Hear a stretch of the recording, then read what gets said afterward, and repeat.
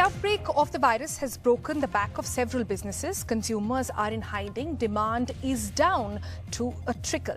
The supply chain is broken. Many sectors have been hit hard. What about real estate? Well, the sector too is reeling under the impact of coronavirus pandemic. A report from Prop Equity shows that the sale of property has not been this low since the economic slowdown due to the global financial crisis back in 2008. So, on FII today, we bring you the real estate COVID story, the potential short and long-term impact on real estate companies, and should you be buying or selling, or should you consider renting at this point? I'm Sonal Mehrotra Kapoor, and we'll be joined by industry experts to take you through all the questions that you've been sending us on various social media platforms as well. Now, first, to understand what's happening in the property market right now, let's take a step back and look at how the sector has been behaving even before the COVID crisis hit the world. Now, we've pulled out a pretty precise graphic, courtesy Prop Equity at this point, which analyzes the data in the entire sector. Now, this graph on your screen takes you to the journey of property in residential sector in India. Remember the beginning of the show, I told you it was much lower than the financial crisis back in 2008. Now, look at how the graph has been moving. After 2008, the financial crisis, we saw higher affordability, easier investment, helped real estate market actually do better. That's why after the crash in 2008 until 2015, we see a surge of investors in the real estate market. 2015, most developers unable to deliver on expectations, and we see a downfall going there. 2016, demonetization, dense real estate like never before. It hurts the sentiment, and we again see a dip over there. In March 2016, RERA happens. A new law in the real estate sector is floated that streamlines the dealing in the sector and brings in transparency. Then in 2017-18, GST implemented, results in a new launches. And again, we see a little bit of a dip over there. 2020, we all now know, COVID-19 records the lowest sale in property, residential property, since 2008. So that's the story when you talk about sale and purchase. But what about rents? Now, the rental story in India has been more or less subdued because people are not keen on shifting houses for the fear of catching the virus. Also, lots of people who were renting in metros earlier for work have now moved back to their family homes to smaller cities. This is a work from home impact. Now, that said, several people have also renegotiated their landlords and have ended up staying if they got in a good deal. A different story, however, is playing out in Mumbai, for example, where rents of some of the high-end property, luxury properties have fallen up to 25%. And as that happens, is there scope for further reduction in prices and rentals? Well, that's something we'll be exploring on the program as well. Now, also another trend that has come up in the real estate story during the COVID crisis has been a lot of conversation in the sector revolving the future. Is the future digital? Is that manageable? Is that even practical? Sakshi explains. So what's the future of the real estate market at a time when we're in the midst of the world's largest remote working experiment due to the COVID-19 pandemic? Digitization has taken over, and experts believe will continue to now be the foundation for the real estate sector. While digital bookings for the real estate sector are already on the rise, virtual site visits, interactions with developers online will also see a huge uptick. Webinars and digital registration methods as well as payment methods are now likely to continue to thrive in the future as well. For example, existing applications like DocuSign and .loop are already allowing real estate professionals to sign and send contracts and their documents on their phone. So these applications are expected to continuously grow in popularity as investors search for ways to conduct deals on the go. Virtual reality will influence the real estate world in the coming years. While investors may be familiar with the idea of 3D walkthroughs and 360-degree pictures, these resources are expected to increase in popularity. Experts also feel the need for space and the requirement of comfort is now going to be redefined for life. Redefined for life. Well, that seems to be the sentiment at this point. But what can you expect? What you should be doing? We've got an expert panel for you lined up this morning. We've got Sameer Jasuja. He's the founder and CEO of Prop Equity.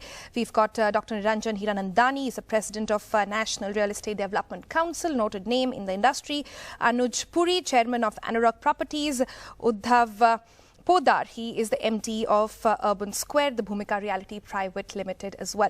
Let me just begin by getting in Mr. Sameer Jasuja. Sameer, we spoke in and we showed that entire graphic, a very clear graphic of what the trends in the industry have been. In the times ahead, long term and short term, what are your expectations? Well, in the short term, the real estate market has come down in terms of absorption by about 40-odd%. It came down to absolute zero in April and May when the lockdown happened. But after that, it steadily started to pick up again. And as what was rightly said was that the digital applications are going through quite well. Although there is a lot of token advances that are being taken right now, and how many will fructify into real sales is a question mark right now. But we see in the short term, the impact has been roughly about 40%. As far as price corrections are concerned, roughly 10% price corrections have happened across the board, but minimalistic price corrections have happened in ready-to-move-in properties.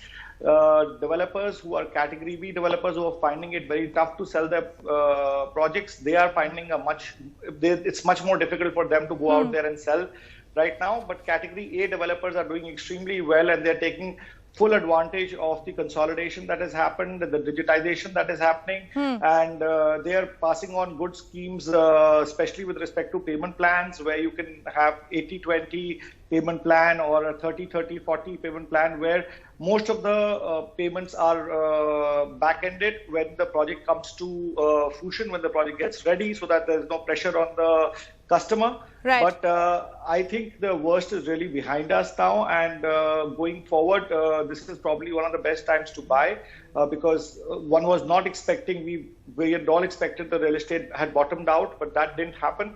COVID took it to a new low, and now once the market starts to come back, the opportunity of buying at really low prices or really good discounts will not be there anymore.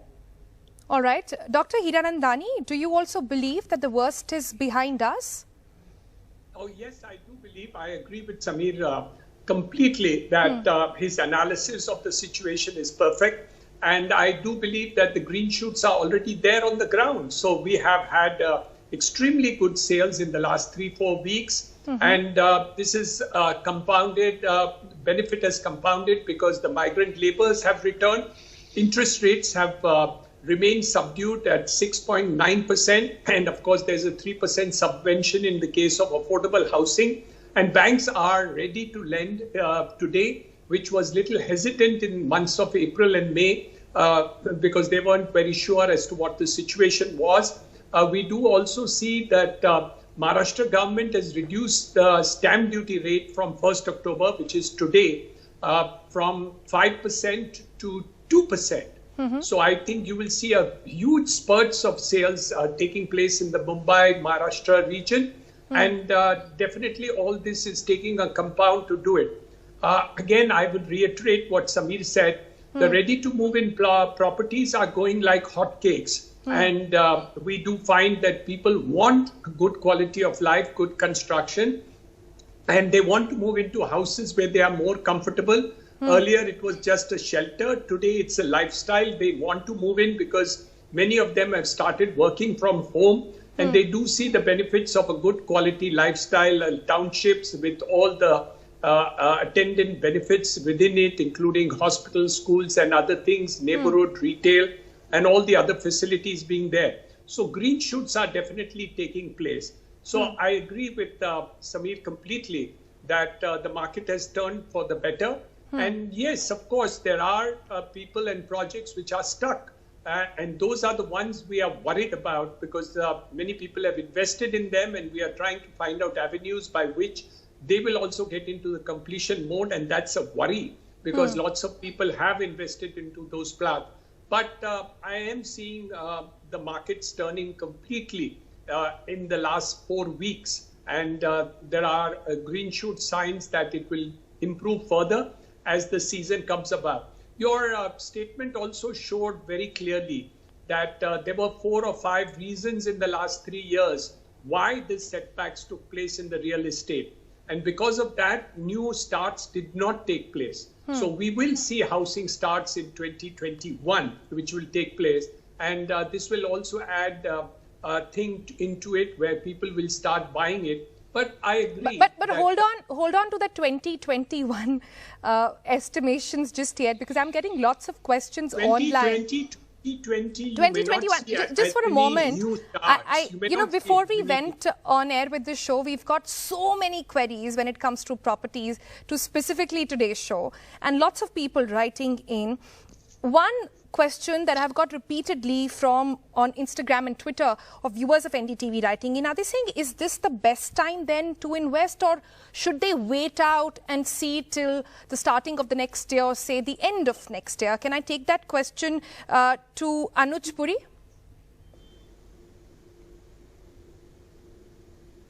So I will really divide it into 3 parts.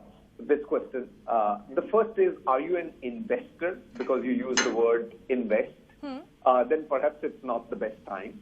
Are you an end user?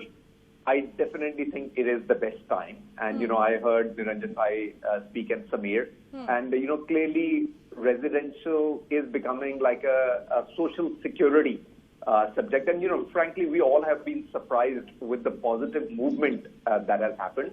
And if you are an end user and you are really looking to move into a ready to move in, or any project which is between 6 to 9 months of completion, you'll have to be quick because the inventory is going out very fast. Yes, there will be something available to you beginning of next year, but that may not be the best inventory that is available. Clearly the home loan rates, the mortgage rates are at this 15-year low. But what we are finding very interesting is that prior to the pandemic, the age profile of the home buyer was in the age bracket of late 30s, early 40s on an average. It's dramatically come down to early 30s. So clearly there are a lot of these youngsters who were renting are now moving towards buying, whether their parents are forcing, whether their spouses are forcing, whether they have just realized that, it's better to have their own property. I'm told even in many cities like Pune and Bangalore, the society has differentiated between those who were renting versus those who were owners, and the ones who were the tenants in those societies. The rules have been much more stricter. And these people have got fed up and said, we want to actually go out and buy our own home. So if you are an end user, I would say is absolutely, Niranjan Bhai's concluding remarks was very true, that we are looking at a big festival uptick on especially ready to move in or 6 to 9 months of completion. All right. Interesting there. You talk about Pune. In fact, I have a question of a viewer coming in from Pune. Let's just listen into that. Hello, this is Nikhil. Do you see cities like Pune showing a good demand compared to metros? Do you want to take that? Yeah, absolutely. So, generally I tell you is that we are finding that many of the smaller cities have done exceptionally well in this pandemic. Because one, a lot of the employees have gone back home and they're very effectively and efficiently working from home. So, certainly the demand, even when you look at the retail malls, the spending in those have been much more than what we have seen the recovery in the metropolitan cities. Second, Pune has been a very credible backup on the IT side. So we're seeing a lot of the companies having their next center from Bangalore. But can I remind you, Pune has also been a hotspot. Maharashtra has also seen the most amount of cases and has been on the top of the charts for COVID cases across the country. Absolutely correct. And Pune is certainly that third point. You're 110% right. It has impacted. That's because clearly it has been hit the worst, even harder than Mumbai, I would say. That's right. And we have seen is that is a cause of concern for those living in Pune and wanting to buy. But do you see long-term impacts of these numbers in markets, say, in cities like Pune, etc.? I don't think. I think it is temporary at this point in time. What we are finding is that the workforce has left Pune. They haven't come back to Pune. Whilst in Bangalore, Hyderabad, even in Mumbai, we've seen that the workforce have come back on the IT side. Pune, we are still seeing many people still continuing to work from home and haven't come back to the campuses. So I'm hoping that once the things start to calm down with this virus in Pune, they come back and the sales start. But you're right, at this moment in time, it has been adversely impacted. All right. Let me also bring in Uddhav Poddar at this point. Uddhav, we have a question coming in from Vibhor in Delhi, NCR. Let's just play out that question, and if you could take that, please. Hi, my name is Vibhor. I'm an entrepreneur based out of Delhi, NCR. So my question is, with most of the businesses hitting pause on their office requirements, commercial real estate has taken a hit. So is it a right time to buy into commercial real estate? Or this work from home culture could actually extend this down period for this segment? Thank you. Work from home culture extended is quite a hot topic these days, but we'll not get there. What is the industry trend saying at the moment? I think, Sonal, of course, work from home is here for some time to stay. And I see some companies have also announced plans for work from home for a longer tenure. Regarding commercial real estate, if the building is A grade and location is A grade, I don't think there's a long-term negative impact on that building. So if you're getting a good building at a good rate in a good location, please go ahead and invest. That's my view on commercial real estate all across India. I would not say limited to Delhi, but all across. I also would like to talk about smaller towns. That's where we generally work in. We are mostly operating in small towns of India. And we see 3-4 trends. We see a lot of reverse migration from larger towns into small towns. And that's why there's a demand uptick in these small towns. Also, we see some demand from NRIs who want to create some sort of safe haven for themselves back home. And we see a demand for a slightly larger house. People probably are working from home, so they want an extra room or a half room, which they can convert to their study and work from home. And I also, to add to what Mr. Hiranandani said, the September sales have been fantastic. There was a lot of inquiry for the last 3-4 months, but the conversions weren't happening. But September, despite there being a Shraddh, 20 days of the month went into Shraddh, and which is inauspicious as per the Hindu calendar, we still saw very, very good sales in September month, and we're expecting October, November to be bumper months. This is what I can say. Bumper months. Okay, that's interesting. Dr. Hiranandani, do you agree with the commercial property rates going up? Well, we've seen top companies across the world, even in India, for example, extending work from home till late 2021. And in fact, several companies, including Google, etc., have talked about a permanent shift. It also saves them a lot of money. I'm good to hear that, because it will improve the sales of residential apartments. So I'm quite happy having larger flats sold, extra rooms to be given to people upgrading their homes. So from that perspective, it's wonderful for real estate. But having said that, let me focus on commercial. My view, personal view is, yes, for the next 3 to 4 months, commercial is going to remain subdued and new commercial starts will not take place. And this is exactly what happened in 2008 and 2009.